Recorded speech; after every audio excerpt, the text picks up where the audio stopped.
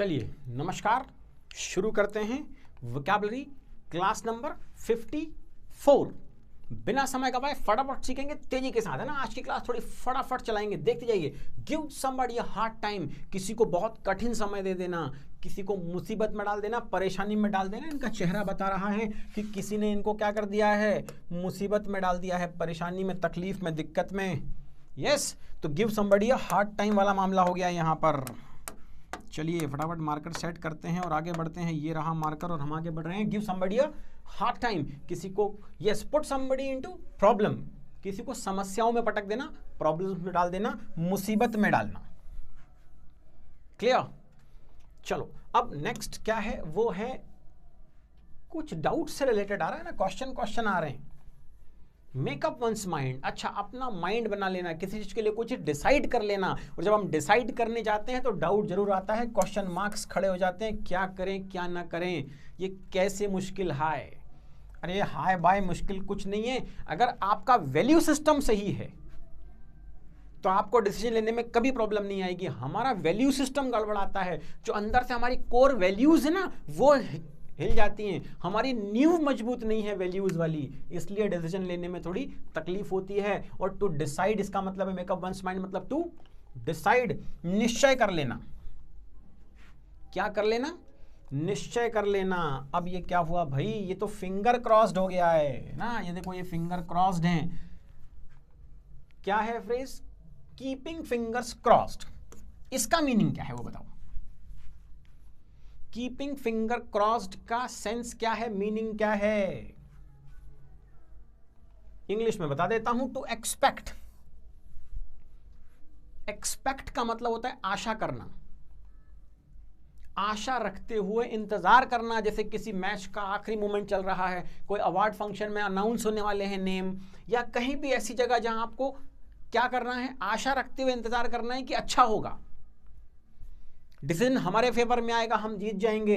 तो वहां हम क्या होते हैं, फिंगर क्रॉस्ड होते हैं। तो फिंगर क्रॉस्ड का मतलब क्रिकेट मैच में कई बार देखने को मिलता है, बिल्कुल नेल बाइटिंग मूवमेंट चलता है ना, बिल्कुल अंतिम, इतने बॉल इतनी रन, है ना, ऐसा। तब लोग क्या होते हैं, स्टेडियम में आपने देखा होगा, अगर देखा हो तो। वैसे आप देखते वही हो जो आप देखना चाहते हो, है ना, बाकी तो कुछ आपको दिखता ही नहीं है, ठीक है। तो वहां ऐसे फिंगर क्रॉस्ड भी लोग बैठे होते हैं, भाई मेरे सब कुछ देखा करो। आहा, ये तो विशुद्ध भारतीय आदमी है, प्योर एकदम भारतीय आदमी, पूरी दुनिया में कहीं भी पहचाना जा सकता है, हाँ कि नहीं? हाँ, भारतीय आदमी ब्रश के पीछे वाले पोर्शन को चाकू गरम करके काटता है, ब्रशल वाला जो मामला है उसको फेंक देता है। खैर फेंकता नहीं है, साफ करने के काम ले लेता है। और जो पीछे वाला डंडा बचा जिसमें छेद भी होता है, उससे वो बनाता है यंत्र। कौन सा यंत्र?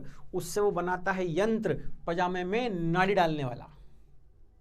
भारतीय है, सब जगह ऐसा ही करेगा, है ना। भारतीय आदमी बहुत खतरनाक है और बहुत बुद्धिमान है। फॉरेन में एयरपोर्ट्स पर वो मशीन लगी होती है आपके शूज क्लीन करने वाली आपको उसमें डालने होते हैं पैसे, तो फिर आप उसमें पैर फंसाओ तो वो क्लीन कर देती है।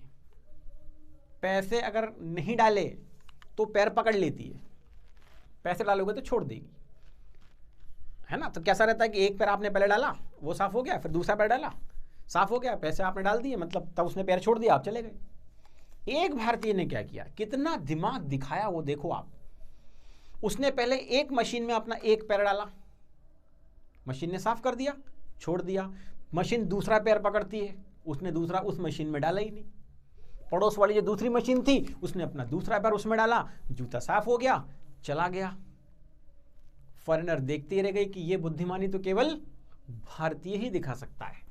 तो ये जो प्रोसेस से आप समझ गए होंगे कि यहाँ क्या हो रहा है। यहाँ पुल समवन्स लेग, ये पूरी दुनिया में, हिंदुस्तान में चलता है ना। टू पुल समबडी डाउन, किसी को हम नीचे खींच लेते हैं, आगे बढ़ने ही नहीं देते हैं। वो कुएं के मेंढक जैसा मामला है, जो चढ़ेगा उसको नीचे खींच लेंगे, नीचे खींचना, आगे बढ़ने से रोक देना। टू पुल समवन्स लेग, किसी की टांग खींच लेना। आपके साथ भी हुआ होगा, या तो आपने किसी की खींची होगी या आपकी खिंच गई होगी। हम भी तो हिंदुस्तानी हैं, है ना, तो हम भी गुजरे होंगे इसी एक्सपीरियंस से। या तो हमारी टांग खींची होगी या हमने भी किसी की खींच दी होगी। चलिए और आगे चलते हैं। आहा, नज़ारा बहुत खूबसूरत है, लग रहा है ना खूबसूरत। अच्छा, आपको खूबसूरत कुछ ही चीज़ें दिखती है, नहीं, ये नेचर भी खूबसूरत है, समझते नहीं लोग। To go with the flow, अरे समय के साथ चलना, वक्त के साथ चलना, पीछे नहीं रह जाना। 1960 का चश्मा नहीं लगाना। आज भी लोग 1960 के चश्मे से 2022 को समझने की कोशिश करते हैं, 2022 को नहीं समझ पाएंगे। तो चश्मा कैसा होना चाहिए? नया, है ना। देखो चश्मे कैसे याद आया, कैसा बढ़िया एग्जाम्पल, मुन्ना के लिए लड़की देखने गए। एक सीन समझा रहा हूं, समझना बहुत मजेदार है। मुन्ना के लिए लड़की देखने गए, साथ में फूफा जी गए। सीन देखो, मुन्ना के लिए लड़की देखने गए हैं, साथ में फूफा जी गए हैं। मुन्ना की उम्र 28-29 साल, फूफा जी की उम्र 55-56 साल। अब सब कुछ हो गया वहां, मामला सेट, सब कुछ नाश्ता वास्ता हुआ, लड़की आके बैठी, चाय लाई, सारा मामला हो गया, घर आ गए। आते के साथ फूफा जी बोलते हैं, आप सेंटेंस सुनिएगा और मजा लीजिए। फूफा जी बोलते हैं कि मुझको तो लड़की पसंद है। तो मैंने धीरे से कहा कि इनकी फिर करवा दो। अरे ये 1960 के चश्मे को लड़की 1960 वाले चश्मे से पसंद आएगी ना।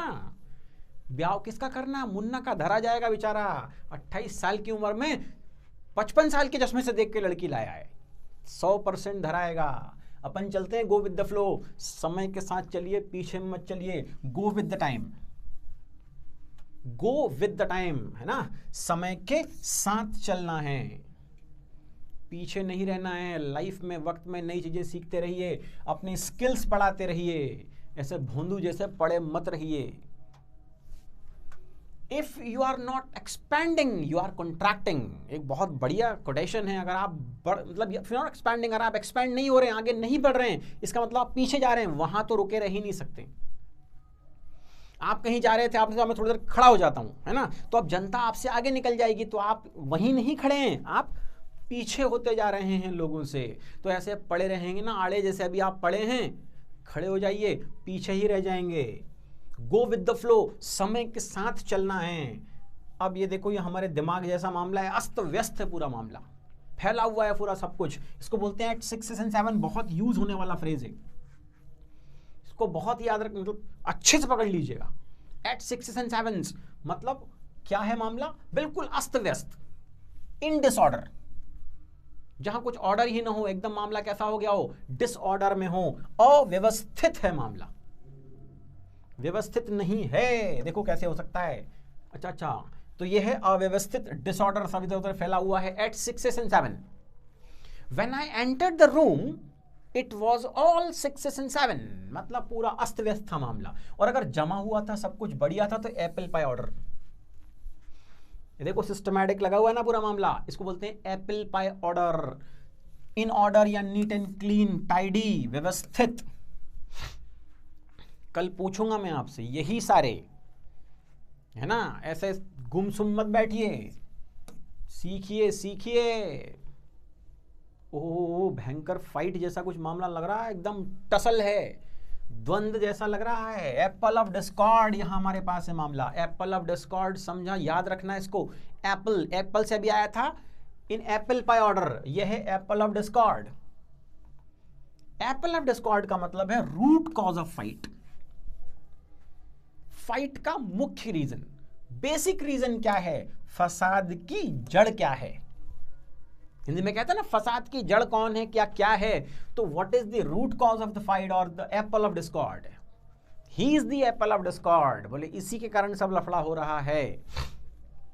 एप्पल ऑफ डिस्कॉर्ड जब हो जाता है तो फिर क्या होता है? बैड ब्लड आ जाता है, लोगों के बीच में क्या होने लगता है? इल फीलिंग आ जाती है, एक्टिव एनिमिटी आ जाती है, शत्रुता हो जाती है। इसको बोलते हैं बैड ब्लड, शत्रुता। They developed bad blood between them, उन्होंने अपने बीच में आपस में क्या कर लिया है? बैड ब्लड डेवलप कर लिया है, मतलब शत्रुता कर ली है, इल फीलिंग आ गई है, एक्टिव एनिमिटी है, शत्रुता हो गई है उनके बीच में, तो उसको बोलते हैं बैड ब्लड। ओह, आज के लिए इतना काफी था, कल फिर मिलेंगे कुछ ऐसे ही नए अंदाज वाले सेंटेंस के साथ। इंतजार करना पड़ेगा कल तक, और इस चैनल को सब तक पहुंचाना पड़ेगा। मस्ती के साथ सीखिए, कुछ अच्छा सीखते जाइए, ग्रामर के साथ जीवन पकड़ के रखिए। क्योंकि आप कुछ भी कर लें, जीवन तो आपको जीना ही है। Learn that thing also. Goodbye, good night, thank you very much, we will